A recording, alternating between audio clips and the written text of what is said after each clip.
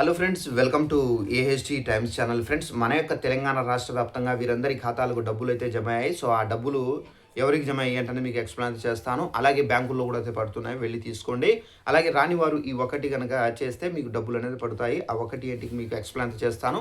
ఈ వీడియో మీకు నచ్చినట్టయితే లైక్ చేసుకొని ఫాలో అవుతుండండి ఛానల్ని. అయితే మన యొక్క తెలంగాణ రాష్ట్ర వ్యాప్తంగా తెలంగాణ ప్రభుత్వం వీరందరి ఖాతాల్లో డబ్బులు అయితే విడుదల చేశారండి. ఎవరి ఖాతాల్లో విడుదల చేశారు ఏంటని చూసుకున్నట్లయితే మన యొక్క తెలంగాణ రాష్ట్ర వ్యాప్తంగా రైతులు ఎవరైతే ఉన్నారో వీరందరికీ సంబంధించి తెలంగాణ ప్రభుత్వం రైతు భరోసాకి సంబంధించినటువంటి రెండో విడత నిధులు అనేది విడుదల చేశారు. అయితే ఈ నిధుల్లో భాగంగా మనకి ఏంటంటే రెండో విడతలో 45,11,947 మంది రైతుల ఖాతాల్లో అయితే డబ్బులు అయితే విడుదల చేశారు. ఇక మనకు రాష్ట్ర వ్యాప్తంగా మనకు 45,11,947 మంది రైతులకు ప్రయోజనం అయితే కలిగింది. 5,653 కోట్ల రూపాయల నిధులను అయితే సీఎం రేవంత్ రెడ్డి గారు అయితే విడుదల చేశారు.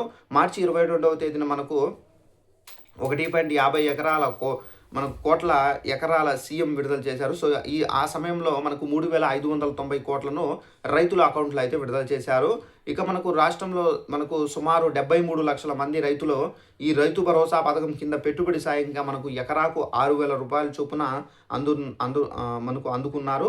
అయితే గత నెలలో మనకు విడుదల చేసిన తొలి విడత రైతు భరోసా పథకం భాగంగా ప్రతి రైతుకు ఒక ఎకరాకు మనకు పెట్టుబడి సాయాన్ని అందించగా మిగిలిన సొమ్మును ప్రభుత్వం రేపు కూడా జమ చేసే అవకాశం అయితే ఉంది.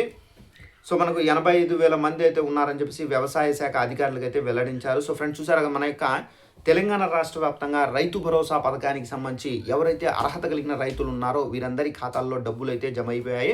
సో ఇంకా ఎవరికైనా ఈ రీజన్ కారణంగా డబ్బులు పడకపోయి ఉంటే కనుక తప్పనిసరిగా చెక్ చేసుకోండి. సో ఏ రీజన్ కారణంగా పడవు ఏంటనేది మీకు క్లారిటీ ఇస్తాను. మీ యొక్క రైతు భరోసాకు సంబంధించి మీరు ఏదైతే బ్యాంక్ అకౌంట్ ఇచ్చుంటున్నారో ఆ బ్యాంక్ అకౌంట్కి తప్పనిసరిగా ఈకేవైసీ చేసుకోవాలి. ఈకేవైసీతో పాటుగా మీ యొక్క బ్యాంక్ అకౌంట్కి సంబంధించి మనకు ఎన్పిసిఐతో పాటుగా అలాగే నెక్స్ట్ వచ్చేసి మీ యొక్క బ్యాంక్ అకౌంట్కి ఆధార్తో లింకప్ చేసుకోవాలి. అలాగే మీ యొక్క బ్యాంక్ అకౌంట్కి మీ యొక్క మొబైల్ ప్రెజెంట్ నెంబర్ అనేది దీంతో లింకప్ అయితే చేసుకోవాలి. అలాగే మీ యొక్క బ్యాంక్ అకౌంట్ యాక్టివేషన్లో ఉందా లేదా అని చెక్ చేసుకోండి. ఎన్పిసి అనేది మస్ట్ అండ్ షుడ్ బి చేసుకోవాల్సి అయితే ఉంటుంది.